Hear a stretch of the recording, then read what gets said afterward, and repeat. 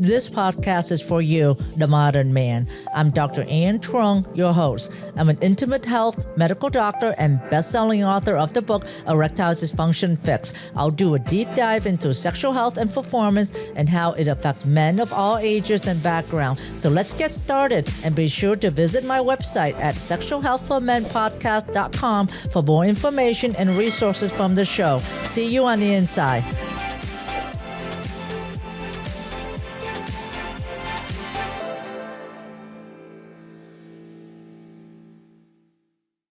Hello there. Welcome to this episode. I am so excited today. Do you want to know how to biohack your brain to sexual arousal and treat erectile dysfunction? Well, today I'm with Dr. Jackie Kilraine. She is a chiropractor with 30 years experience, a best-selling author, and an expert in brain health and neurobiofeedback. And today we're going to talk about biohacking your brain to put you in a better state to for all type of conditions, pain as well as for sexuality. So tell us about how you got into neurobiofeedback. Okay, great. I started doing biohacking my brain really when I actually heard a podcast. I heard a podcast and I had an anesthesiologist say we had to turn down the volume of the pain in the brain. That's where I said, and I walked into my office that very next day, opened up a periodical, and there was an ad for neurofeedback from a doctor that I had known, that I'd taken a year-long course with. I signed up for it. I started doing it that day. I kind of started a little of the brain work before that. My husband was diagnosed with stage 4 cancer. We had 2 kids in middle school. We had 1 in college. And I had to figure out how to cope with that. I started keeping a gratitude journal only because I felt like I had to find something to be grateful for, or I just wasn't going to be able to go on. And that really helped me through that. The gratitude really helped me see more of the positive in just the day-to-day, helped me to enjoy the moments that we ended up having left. Little did I know, I didn't know the science of gratitude. I didn't know all the studies behind gratitude. I didn't know how it can reduce your risk of heart disease and cancer and all these things, and how it can change the way you look at the world and the way you see things. I just started writing down 3 things every day that I was grateful for, that I was really grateful for, and I felt that. That's where I kind of got started. I started with the neurofeedback after I heard that podcast. I just think that was divine intervention for me. If I hadn't heard, I was a podcast on fibromyalgia. It's late at night. It's one of those doctor things that you do. You just lay in bed and you're still learning all the time. That stuck with me. And then the next day to come in and see that periodical, I called up the doctor. I said, hey, I got to have this in my practice. We went and got trained, and I brought it back the next weekend and just started doing it. So, and that was 10 years ago. It's been my passion ever since. And it's funny because I didn't know I needed it, but I started doing neurofeedback when my husband had died. I was anxious, very anxious, really depressed. I was going to quit practice. I was going to take my kids out of school. My brother-in-law said to me, why don't you just work 1 more year and then just go move out to California where your brother lives. And I'm like, yeah, that's what I'm going to do. I'm going to take my 2 kids out of middle school. I'm going to leave my son in college. I'm going to move all the way across the coast and live by my brother who lives in a monastery. I mean, it didn't even make any sense, but that was how, I was just wanting to run away. I just couldn't even hardly function anymore. And I started doing neurofeedback before I did it for my chronic pain patients. Not thinking I needed it, because I was looking through my little lens of chronic pain thinking they need this. I don't really need it. They need it, but I needed it more than anybody. And now my entire life, I can see the lens of my entire life. I see everything differently. Everything that I experience is different than my overthinking brain used to talk myself out of everything. And that's just because I'm a doctor and I'm so logical. I think.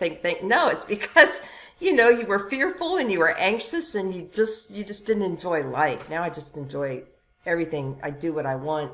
It's just night and day. Well, My life is night and and thank day. goodness that you actually learned that pathway, so that way you can show your Yeah. patient and others about how to really biohack the brain. And I'm really excited about to find out about it. But let's talk about how did the brain get there in the first place? How did the brain become dysfunctional that that it become kind of what you call an Right. over anxious brain? Yeah. Well, your brain's job is for you to survive. It's for you to get up the next day and live. It doesn't care if you're overthinking and you can't sleep. But it starts off, some people start off with, if their mother was in a traumatic situation or an abusive situation, we have some survival genes. So everybody can start at a different level. So you can almost be born into that, where your genes are just there for survival, and then your brain never forgets. Your brain remembers everything that happens to it because it has to. It thinks it has to, keep all those memories so you can survive. So when you've had a car accident, or you've had chronic pain, or you've had a death in the family, or your mother dies, or your spouse dies, or you lose a job, or you're under a lot of stress, your brain just has to keep you on this hyper state of alert. So it's always looking out for the threat. And then, we're not really running from tigers anymore. We're just not doing that, but we are in traffic and we're all in a hurry, and so the brain it's the same thing to the brain, that stress, but it just kind of keeps turning that volume up. So, that's where and it stays there. You don't really, unless you physically do something that the brain can understand. I don't need to keep being like this day in and day out. It's just going to repeat it. You're going to wake up the same way until you can And so that actually do state is something. called the sympathetic state, right? Yeah, exactly. Is that Right. right? It does. So Yeah. it's in the sympathetic state, which is the fight or flight state, as compared to the parasympathetic state, which is Right. the eat and Right. breathe is what I Right. call. Yeah. Yeah. Rest and The digest. Yeah. resting state. Yes. Yeah, eat and digest and breathe, because to be able to be in aroused sexual aroused state, you have to be in parasympathetic state for both men and women Absolutely. as well. And so when you're saying that when the brain is over anxious, there's an imbalance of the sympathetic state that is higher than the Yes. parasympathetic Yeah. state, and it keep on going at that state. It doesn't really shut down, Yeah. Yeah. and the person doesn't really know it, right? Yeah, you don't know it, and you may not know why you're not enjoying sex, or you may not know why you may have an issue with. You may not really even, who thinks about it's my brain. There's like a 30 to 70% people with panic related disorders have some sexual dysfunction, have ED, or have or women who just don't enjoy sex, or don't, and they think, I just don't have an orgasm. Well, you don't have an orgasm because your brain is really overthinking so much, and you never get into that relaxed state where a lot of physiological things take place for you to even experience that. So it's just kind of that big vicious cycle, but we sometimes, I think Right, we look but so. unfortunately, we don't have like a map, All right. of our Yeah. brain showing us, Yes. this is what's going on, and we don't Right. feel the brain waves in our brain telling us that. And I'll get to that part later, and how you can do actually quantitative assessment of how the brain is working, which is incredible. It's called neurobiofeedback, and she's been doing this for a past decade, and is just expert in it. And the thing that I wanted to tap is that the brain is where everything starts. Is actually the largest sexual organ, and where really the sexual response starts in the brain, not below the belt. And it starts with the senses of with your eyes, with your vision, and the smell, the taste, and the sound, and then be in that mindset state. And that's where Dr. Kilraine help you with it, to get in, to kind of get your mind in that state of mind, Yeah. so that way your mind can be receptive for it. So knowing that your brain can be over anxious, and you may not be knowing that you're over anxious. So, what are the things that to look out for Yeah. if you're in an over anxious state brain? Yeah, typically, if you're in an over anxious state in your brain, you're going to overthink everything. You're going to overthink things so much that you talk yourself out of everything, and you think it makes perfect sense. You may be experiencing insomnia. You can lay your head down at night and you can't shut your brain off. It just keeps running through all the things I need to do tomorrow or the things I should have done today. And I used to have to keep my TV on so I had something to distract, which is not good for sleep, of course, something to distract my brain, because my brain just kept running and running and running and thinking and of all the things. Or I'd wake up, I have lots of people that come in and say, I just wake up and I can't shut it off. Everything keeps running. That's an over anxious brain. So insomnia, migraine, tension, headaches, chronic pain, fibromyalgia, lots of those are just everything that kind of turns that volume up. You get hypersensitive. You're always on the lookout for the threat. Some people even have to sit in a room where they can see the exits, or you're just jumpy. You might just be really jumpy. Like you've almost had that's an overthinking, over anxious brain. It's just not settled in. Typically, you'll know you don't even really know what you just did. Why'd you go in this room? Well, sometimes that can just be a real memory issue, but lots of the time it's you're not in that moment. You're thinking about what you need to do an hour from now, or what you should have said to somebody before. That's that overthinking brain. When you can get somewhere and you don't even know how you got there. I mean, you're in a different state, but lots of times you're just in that overthinking brain. So insomnia is a big one. Just a lot of negative talk. It's a more negative brain. It's a more seeing the bad in things. That's a lot of an over anxious brain, because that's what it's going to do. It's trying to protect you, so you really just see the negative aspect. Or you'll never really feel like, if you feel like for me and for lots of people, it felt like we were just kind of living for that one day, and instead of living it in the moment now. You can't see yourself being totally happy and totally in the moment now. You're really you're thinking way down the road. It's going to just magically appear. Lots of times that's because we're in that overthinking negative brain, and we don't enjoy what we're doing now.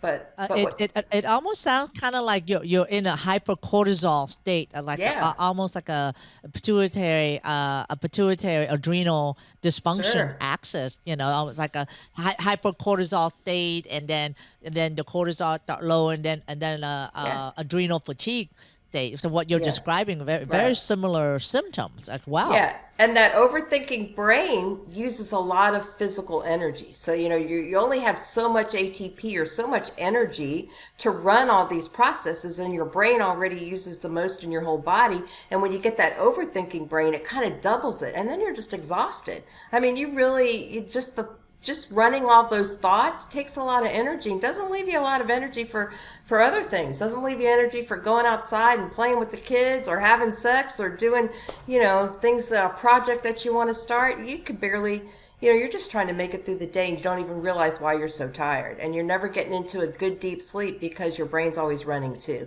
So it keeps you in a lighter state of sleep because it's got to be on alert all the time. So I would say low energy and just not sleeping well and can't shut it off. All those are signs of that overactive brain. And just not enjoying, even intimacy. You just don't really enjoy it because it's physically, you're not in the right state to enjoy it. Even though you don't, Wow. you're not intending to be that way. Yeah, Yeah. no, I hear you. I'm glad that you have clarified that. So knowing that you have the over anxious brain, or more of a more sympathetic type like brain, what are some of the strategies that someone can do at home Sure. to kind of start biohacking the brain? Yeah, I would say the first thing and the easiest thing to do is start a gratitude journal. Actually, physically write down things that you're grateful for. Three things. I always said I put my kids, my kids and my pets. Those are just kind of always up there. I don't write them down every day but I try to actually find something in that moment, in that day, whether it's my cup of coffee, it's that yellow bird I saw, it's the sun hitting my face. I'm really grateful for that today. It changes how your brain works. It takes you out of that right brain that is more negative and overthinking and anxious, and it starts to carve that path down that left frontal brain that sees the good even in the bad, that sees the cup half full. And then that right negative brain starts to get overgrown, and it's not the easy path to walk down anymore. The more positive side's the easy one to walk down. And you can just start that with just the gratitude. And on a daily basis, you start doing that every day. I start waking up feeling better. I start waking up with a little more excitement about getting up and going into work today. And I see the good in what's going on in my practice and in my patients, and maybe not the bad, or I don't look at, it just really physically changes your brain and helps you feel a lot better. And that's simple, and anybody can do that. But there is a process, I feel like connecting the pen to paper actually does a little more imprinting than just thinking it. But you could just think it too. Another thing I'll have people do is, sometimes we can be so stuck where we're at, and we just think, oh yeah, that just sounds great, but you don't know where I'm at and you don't know how I feel. Just to start imagining, your perfect day, or imagining what you really want to come for you. If you want to not have chronic pain, if you want to have a great relationship, your brain doesn't know the difference between what you actually are experiencing and what you're vividly imagined. They have studies with that. They have studies where people have done that, and they see changes in the brain almost at the same percentage of the people who imagine it and the people who actually do it. So I have all my patients before bed, because that helps convert it into long-term memory while you sleep. Imagine that before they go to bed. What's their day going to be like tomorrow? And what's it going to smell like? What's it going to taste like? What's it going to feel like? Or whatever scenario that you're trying to create. If it's that beach house, you can hear the ocean. You can feel the salt on your lips. You can see the waves. You can feel the sand in your toes. All of those things. So your brain, it just helps to bring it to you. And then you start, you get that reticular activating system. It starts to notice those things. When you get that red car that you think you got the only red car, and then you see everybody's got a red car. They're always out there. Yeah. Now your brain notices it. Now your brain pays attention to it. So when you start imagining it and you start seeing it as if it's real, your brain starts to look for it and starts to help you find it. Michael Phelps would imagine the race before he swam ever since he was in high school, and he set a world record. His goggles came off, and he filled up with water, and he really couldn't see, but he'd imagined the race so many times he set a world record. So those are two things. No, those are two very powerful it's things. It's almost like your imagination become reality. It is as well too. Definitely. And that is so powerful. There. So what are the strategies? So gratitude, imagination, and then there are some things that there are some devices that you can do Sure. use at home too, right? Yeah, absolutely.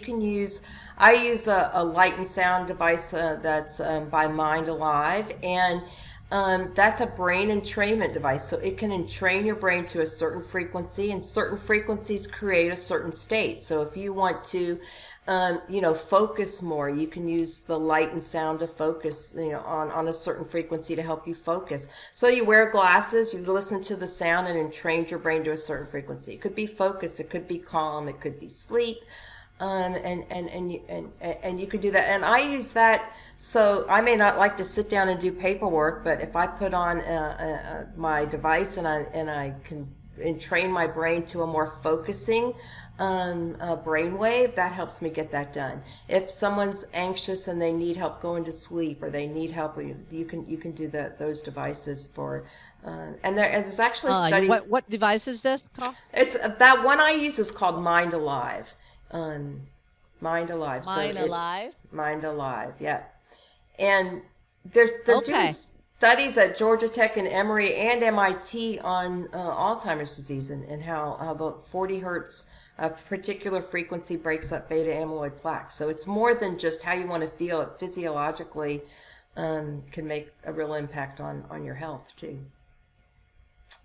Right, right. And then the next step will be neurobiofeedback then, Right. right? Can you tell Yeah. us a little bit about that? Sure. So neurofeedback is you get what's called, you get a map of your brain, and the map of the brain is called a QEEG, a quantitative EEG, and that lets us see what areas in your brain are out of sync, and then you can retrain that. So you just train, like we said earlier, your brain never forgets, so it kind of keeps all this hyper state of alert. It may be running at a certain frequency that's not really healthy for you.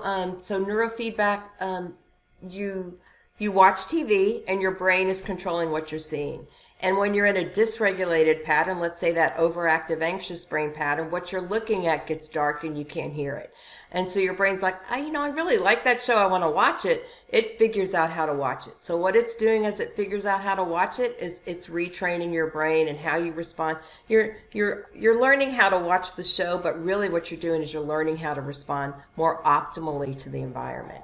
So once your brain gets that, it doesn't go back. It stays that way. It goes out, and you can start to live your life like that. You're not in that overthinking, anxious brain, if that's how you're dysregulated. There's other dysregulated patterns too. But yeah, neurofeedback is actually learning, where the other one, your brain's kind of humming along, and it's great. The neurofeedback part, your brain learns it. When it gets it, it gets it. It takes about 30 sessions.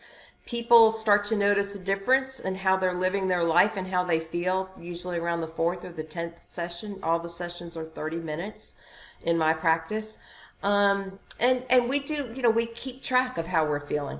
I tell them, if you could take an eraser and you could just erase the 5 things, out of your life, what would they be? And we'll, they'll pick out the things. Well, I'd like to sleep better. I wish I wasn't anxious or depressed, or I'd like to have a better relationship, that kind of deal. And we track that. Okay, it's out of 10 right now. And as we get down, typically when you start seeing the brain learn, you see that graph just go down. They're feeling better. And then we can tell when they've learned it, and they're good. For me, I never went back.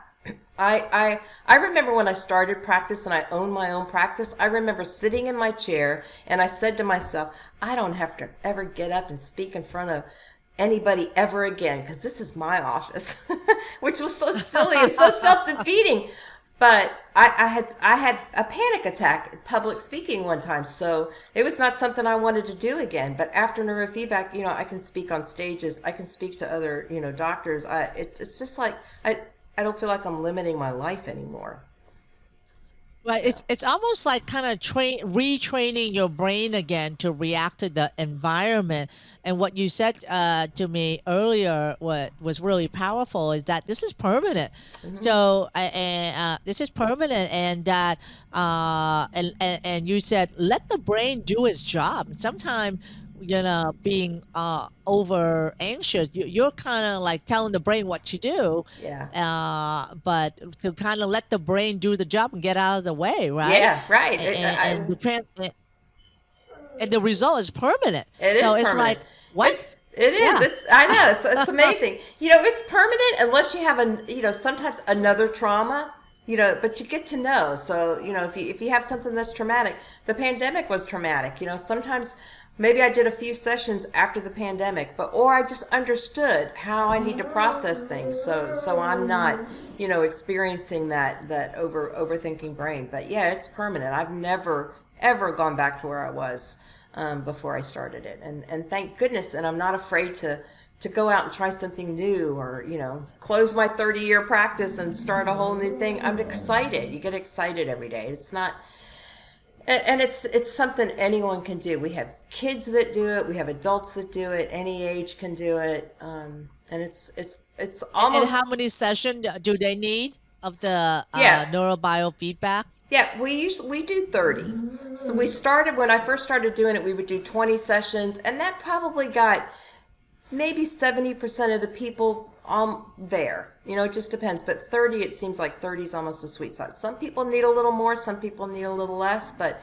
when you think about, you only have to do something, 30 times, and, you permanently change. You don't have to keep taking this medication. You don't have to keep coming in and getting adjusted. It's pretty significant. And not only how you feel, But there's a whole cascade of health things that go on too. When your whole body, your brain and your body are just really working well in sync together. So yeah, 30 sessions, long, long Yeah, answer. so something that occurred to me is that perhaps when a man finds out that he first started having ED, maybe he can start doing a brain biohacking now in retraining the brain pathway Absolutely. first, and then change his diet, and exercise, and sleep. Yeah. Because when you retrain your brain pathway, you can also decrease the stress response as well. And that's really all he needs to do Hmm. to really get his sexual functioning up to par again. Yeah. Because now the pathway, if someone has ED, they take an ED medication, and I correlate ED medication as like taking opioid pain medicine for pain, because it will take you to a black hole, and Hmm. then you end up with being nowhere and just treat the symptoms and not the root cause. And Right. it's actually the medication take away your natural responses to get an erection. So it's the worst thing you can do. In fact, Mm. there was a study that just came out in U.S. News today that looked at, I believe, 200,000 men that was on Viagra, and they found out that Viagra can contribute to eye problem when taken on a regular basis. I digress, but the point I'm trying to make is that from listening to you talking is that the brain is really central to everything. That's why it's at the top of the head, right? It controls everything down below, and it's central command. And if you start here, it may rewire, because it has nerve, it has hormones in there, it has neurotransmitters in there, cytokine, everything in there that will rewire things to work again. And like you say, just changing your mindset, change your whole perspective, changes everything for you. And we know that the gut is connected to the brain, like immunity. How what we eat affect our immunity, and our immunity and what we eat affect the blood-brain barrier. That we know of. So what we eat actually will affect your brain as well. So your concept is just really enlightening in reaffirming that the brain is really the largest sexual organ, and maybe start with that first. You know. Couples that do it. We have couples that come in and like the wife may have come in for her chronic pain and her fibromyalgia, but then they start having a much better relationship because she's not got that over anxious brain, and then the husband's like, "Hey, what's going on here? I want in on this too."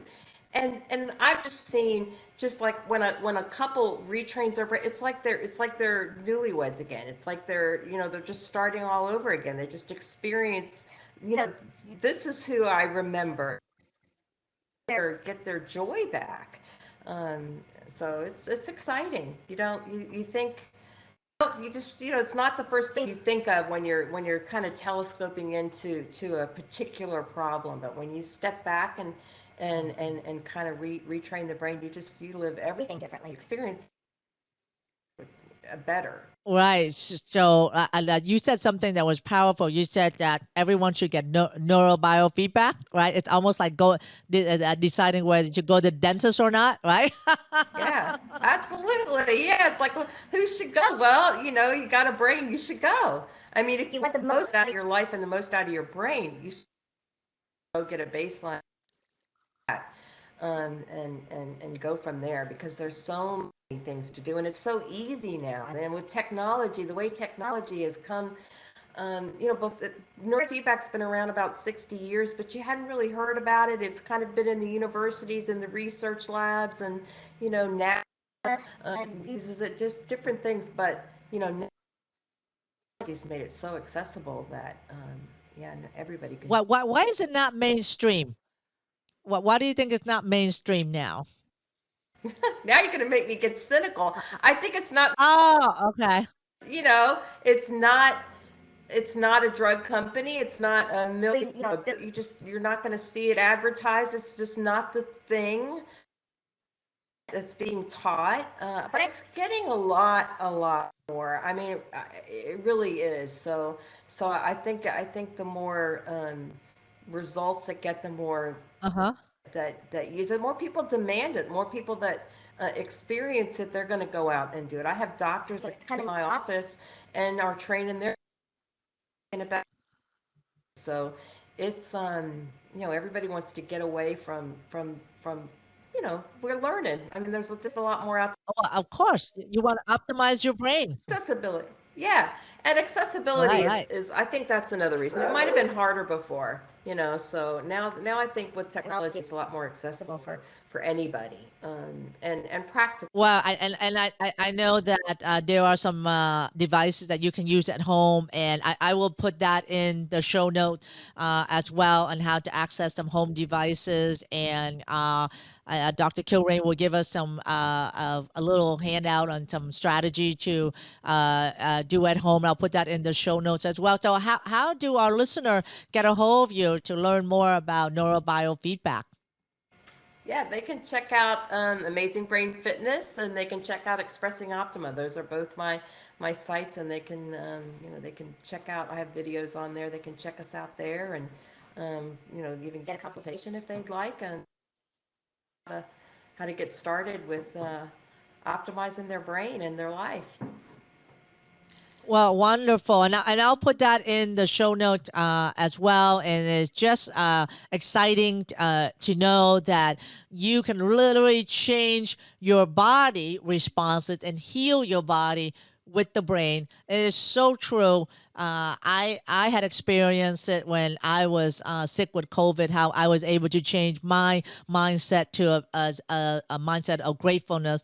And Dr. Kilraine had experienced it as well as thousands of patients that she has worked with. And it can be done, that you can heal yourself with your brain, along with the working with the expert in guiding you there as well. So with that, I thank you for being here with me today and talking about biohacking your brain to better sexual health. We'll see you next time.